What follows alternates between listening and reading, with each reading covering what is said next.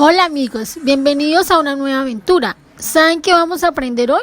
Hoy vamos a tener la maravillosa oportunidad de aprender sobre el pasado y presente de la educación preescolar. Pero primeramente, como el nombre del tema lo indica, vamos a hacer un recorrido primero por la historia de la educación. Acompáñenme en este viaje por el tiempo. Este viaje por el tiempo me dejó con dolor de cabeza. Pero bueno, empecemos. Los primeros autores que encontramos en esta historia son los que están de color amarillo, que pertenecen a la edad antigua. Primero es Sócrates. Su método para enseñar se llama la mayéutica, que consiste en que el alumno aprende por medio de preguntas. A partir de estas va descubriendo las verdades por sí mismo. Después de él estuvo Platón. El método que utilizó para enseñar fue la dialéctica, que consistía en dialogar y discutir para descubrir la verdad mediante la exposición y confrontación de razonamientos y argumentaciones contrarios entre sí. Por último, en este encontramos a Aristóteles. La lógica fue su método por el cual él enseñó. Los de color verde pertenecen a la edad moderna. El primero fue Comenio. Su gran mérito por el que es reconocido es su obra didáctica magna. Rousseau, a pesar de que no era un pedagogo, sino un filósofo político, realizó grandes aportes. Es el primero que proclama el valor de la infancia, desterrando la idea de que el niño es un hombre en miniatura. En su obra, El Emilio, recalca e insiste que el estudiante debe aprender por sí mismo con el contacto directo con las cosas. Él aportaba que la educación debía centrarse en quien se está enseñando y no en lo que se está enseñando, es decir, en el interés y necesidades del niño. Pestalozzi promulgó la importancia del juego en el proceso pedagógico del niño. Estaba de acuerdo con los anteriores autores de la gran importancia que tiene la educación en la infancia. Pero a diferencia de Rousseau, él no consideraba que el niño se desarrollaba por sí mismo. Solamente una educación bien orientada hace del hombre un hombre, eliminando sus instintos primitivos y desarrollando sus capacidades y moral. Por último, para cerrar esta edad, encontramos a Federico Frobe. Pedagogo alemán, es muy conocido por la creación de la educación preescolar y por construir el primer jardín para niños. Para Frobe, la educación iniciaba desde la infancia. Desde ahí defiende la importancia que tiene el juego, juguetes y la lúdica en el proceso de aprendizaje y formación interna de los niños y niñas, debido a que de estos espacios podían relacionarse con la sociedad y cultura que los rodeaba. Marie Papin dedicó su vida por entero a la pedagogía. Hizo posible un cambio enorme en los asilos. Incorporó la idea de distribuir los niños según su edad.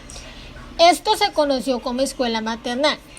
Ella generó ese cambio influenciada por los pensamientos de Pestalozzi y Freud. Buscó que hubiera más contacto entre docente y estudiante. María Montessori desarrolló sus aportes pedagógicos a partir del año 1907. En este año tuvo la oportunidad de crear el primer centro educativo llamado la Casa de Bambini, destinado a niños de 3 a 6 años. Su método Montessori se dio a luz, ya que ella empezó a trabajar en clínicas psiquiátricas y colegios en donde asistían niños con alguna discapacidad o diversidad intelectual. Ovidio de Clori crea los centros de interés, que no son más que aquellos temas que llaman la atención de los estudiantes y que por lo demás son necesarios para su uso cotidianamente. Por lo tanto, no son temas impuestos por el docente, sino que son los estudiantes que identifican un determinado tema de interés. Freud fue el creador de la teoría del desarrollo psicosexual. Durkheim mencionaba que la sociología debe ser la base de la educación. John Dewey es uno de los representantes más destacados del pragmatismo y influyó en la concepción de escuela activa. Vygotsky crea la teoría sociocultural, donde afirma que el conocimiento se construye en la interacción con otros. Freining desarrolla el tanteo experimental, que parte de entender al niño como un ser que cuenta con una serie de conocimientos y experiencias previos al ingreso escolar. Piaget crea la teoría del desarrollo cognitivo, donde da a entender los cambios cualitativos que dan lugar en la formación del pensamiento de la persona desde su nacimiento hasta su madurez a través de las siguientes etapas: sensoromotora, preoperacional, operaciones concretas y operaciones formales. Robert Gardner contribuyó con el desarrollo de la teoría del aprendizaje. David Ausubel creó la teoría del aprendizaje significativo.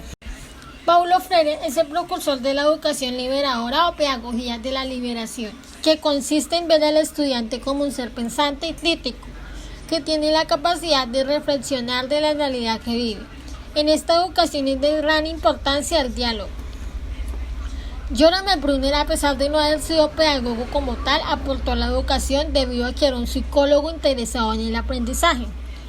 Bruner crea la teoría del aprendizaje por descubrimiento, que consiste en promover que el estudiante adquiera los conocimientos por sí mismo, de modo que el contenido que se va a aprender no se presente. Al final el estudiante debe descubrirlo. Albert Bandura crea la teoría del aprendizaje social en el año 1997. Esta teoría explica cómo las personas pueden generar nuevos aprendizajes y adquirir nuevas conductas mediante la observación a otras personas.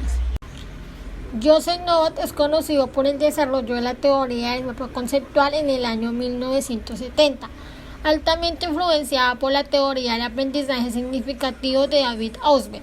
Para Novak, el aprendizaje significativo implica la asimilación de nuevos conceptos en las estructuras cognitivas ya existentes. Por último se encuentra Howard Gardner, que es conocido por crear la teoría de las inteligencias múltiples. Dentro de esa teoría de las inteligencias se demuestra que el ser humano puede aprender de distintas maneras. Bueno amigos, ya que hablamos de la historia del preescolar a nivel mundial, vamos a enfocarnos en la historia del preescolar en Colombia. En la época de la colonia no existía ningún establecimiento que se encargara de los niños y niñas en primera infancia, excepto los orfanatos católicos que recogían niños abandonados o huérfanos. A finales del año 1844 fueron creadas salas de asilo para los sectores más vulnerables, solo admitían niños de 2 a 6 años.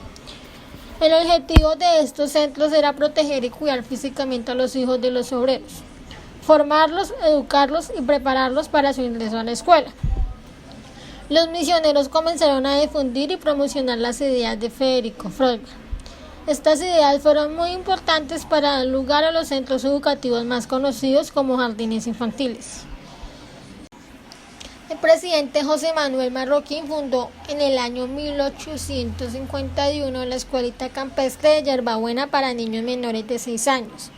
En las primeras décadas del siglo XX, a los asilos hospitales les correspondía el cuidado de la niñez abandonada. El más conocido fue el Hospicio de Bogotá. Estos hospicios eran manejados por religiosas que conocían el trabajo de Freud y Montessori. El primer establecimiento de preescolar que funcionó en Bogotá fue la Casa de los Niños del Gimnasio Moderno, fundado por Agustín Nieto Caballero en el año 1914. Se convirtió en uno de los colegios más prestigiados del país. En el año 1968, como parte de la reforma del Estado, se creó el ICF, que busca promover protección al menor y procurar la estabilidad y bienestar familiar. En el año 1978 en Colombia la educación preescolar es integrada como un estudio universitario en la Universidad Nacional. Después de un tiempo la incluyen como carrera universitaria. Bueno amigos, ya como terminamos de hablar del pasado de la educación preescolar, ahora vamos a hablar del presente de la educación preescolar. Vamos a mencionar primeramente la ley más reciente que favorece la primera infancia, que es la Ley 1804 del año 2016, por el cual se establece como política pública de Estado la Estrategia Nacional de Atención Integral a la Primera Infancia de 0 a siempre. Esta ley se sostiene en el artículo 29 de la Ley 1098 del año 2006, Ley de Infancia y Adolescencia, donde se declara el desarrollo integral en primera infancia como derecho. Se entiende por desarrollo integral las transformaciones y cambios de tipo cualitativo o cuantitativo que presenta el niño y la niña en sus diferentes momentos, los cuales son los siguientes: preconcepción, nacimiento al primer mes a los 3 años, de los 3 años a los 6 años, permitiéndole progresar en su identidad y autonomía. Los referentes técnicos para la educación integral en el marco de la atención integral son una serie de documentos y guías que ofrecen criterios conceptuales, metodológicos y operativos para mejorar la calidad de la atención integral en las modalidades de educación inicial, además de acompañar y dotar de sentido las prácticas escritas en la educación de los niños y las niñas menores de 6 años. Los anteriores documentos fueron elaborados a partir de experiencias de maestros. Se agrupan de la siguiente forma: la serie de orientaciones pedagógicas, Está compuesta por 6 documentos en los que se define el sentido de la educación inicial y se dan elementos conceptuales y metodológicos para fortalecer el trabajo de los agentes educativos. En segundo lugar está la serie de orientaciones para favorecer la calidad de la educación inicial. Agrupa 5 documentos en los que se encuentran los referentes descriptivos que guían la gestión de la calidad de las modalidades de educación inicial y las condiciones de calidad de cada modalidad. Por último, encontramos el referente técnico para la cualificación del talento humano que brinda atención integral a la primera infancia. Algunos de los documentos que podemos mencionar son los siguientes. El documento número 20, Sentido de la educación inicial. Es una mirada compartida de lo que esperamos que suceda en la educación inicial. Sabemos que en estos primeros años las experiencias e interacciones dejan huella en el desarrollo y aprendizaje. Documento número 21 nos explica que desde el arte los niños experimentan con los sentidos y comunican sus ideas, formas de ver la vida a través de trazos, expresiones artísticas, movimientos y creaciones. El documento 22 nos menciona que desde el juego el niño inventa personajes, roles y historias para interpretar al mundo al compartir con otros. El documento 23 nos menciona que el niño a través de la literatura le permite entrar al universo del lenguaje y los invita a leer el mundo y a imaginar todo lo que sea posible. Desde el documento 24 dice que los niños por medio de la exploración del medio los lleva a probar con los sentidos, observar y manipular todo lo que les rodea. Estas actividades son tan importantes para los niños que por eso deben estar presentes en nuestras propuestas pedagógicas cuando construimos ambientes atractivos y retadores.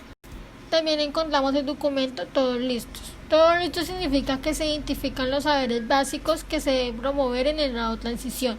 A esto se llama DBA. El documento que dice aquí cómo se escribe esta palabra busca promover los procesos lectores y escritores. Las bases que dan sentido a todos esos referentes por medio de la organización curricular y de la práctica pedagógica son las bases curriculares para la educación inicial y preescolar. Una de las últimas estrategias que se están implementando en los establecimientos educativos son los proyectos de aula. Los proyectos de aula son actividades planeadas y ejecutadas que dan solución a problemáticas reales originadas a partir de una pregunta realizada por los estudiantes. Los proyectos pedagógicos de aula tienen relación con el entorno científico, el entorno tecnológico, el entorno cultural, el entorno social y político. En estos proyectos participan los estudiantes, directivos, docentes, padres de familia. Los proyectos pedagógicos de aula transforman la práctica docente y fortalecen la reflexión y autocrítica en los estudiantes. Las fases de un proyecto pedagógico de aula son las siguientes. La primera es el diagnóstico, la segunda es la construcción, la tercera es la redacción y la cuarta es la valoración. Para terminar el presente de la educación preescolar, vamos a hablar de los enfoques más conocidos últimamente. En primer lugar tenemos EPC, Enseñanza para la Comprensión, que es un enfoque educativo que tiene como propósito fundamental desarrollar sujetos capaces de pensar por sí mismos, de actuar de manera responsable y de emplear sus conocimientos para resolver los problemas de su vida cotidiana. La comprensión bajo este enfoque es la capacidad que desarrollan los estudiantes para hacer uso productivo de conceptos, teorías, narraciones y procedimientos disponibles en las asignaturas. Para saber si los estudiantes aprenden, deben desarrollar tareas que impliquen el uso detallado del conocimiento, la relación entre áreas del conocimiento, el uso de información diversa y formas de comunicación de lo realizado y aprendido. De esta manera, desde la perspectiva de la EPC, comprender no es llegar a un resultado, sino que es usar el conocimiento para resolver nuevos problemas, comunicando los hallazgos con las propias palabras, indicando así el esquema mental que se ha diseñado para este campo del conocimiento. Pasos que se llevan a cabo en la enseñanza para la comprensión son los siguientes. Primero, tópico generativo. ¿Qué contenidos vale la pena enseñar? Segundo, metas de comprensión. ¿Qué aspectos de esos contenidos deben ser comprendidos? Tercero, desempeños de comprensión. ¿Cómo podemos promover la comprensión?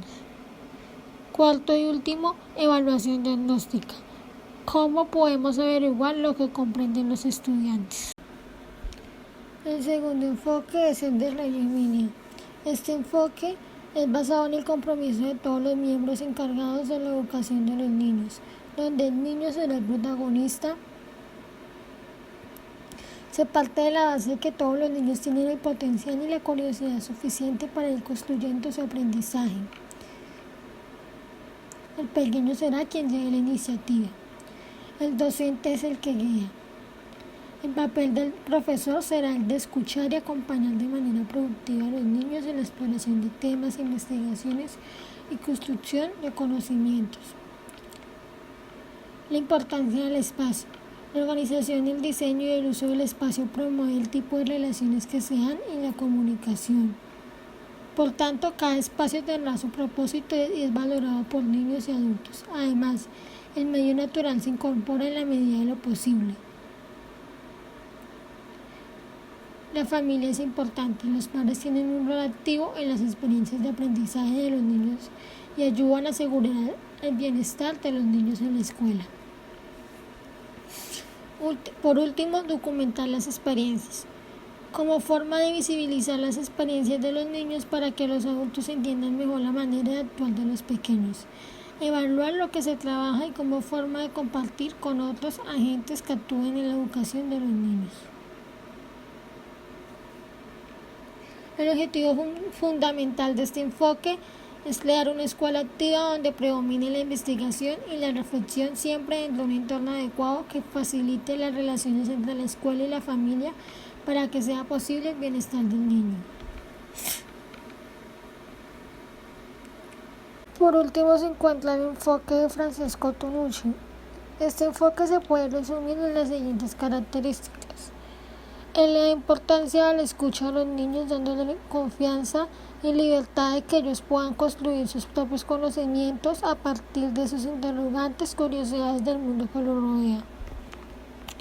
El maestro no es el que transmite los conocimientos, al contrario, es el que facilita y propicia el ambiente para que los niños y niñas construyan el conocimiento deseado. Es partidario de que cada niña y niño es diverso, por lo tanto las clases se desarrollan teniendo en cuenta los intereses y necesidades de cada uno. Por último, el juego y el ocio son importantes ya que propician momentos de libertad, esparcimientos y diversión fuera del aula que resultan fundamentales para el niño y además influyen de manera positiva en el proceso de aprendizaje. Además, estos momentos sirven para que los niños descubran y formen su carácter, sus actitudes y su forma de reaccionar ante el mundo. Muy bien amigos, eso es todo por hoy. Los espero en una próxima aventura. Adiós.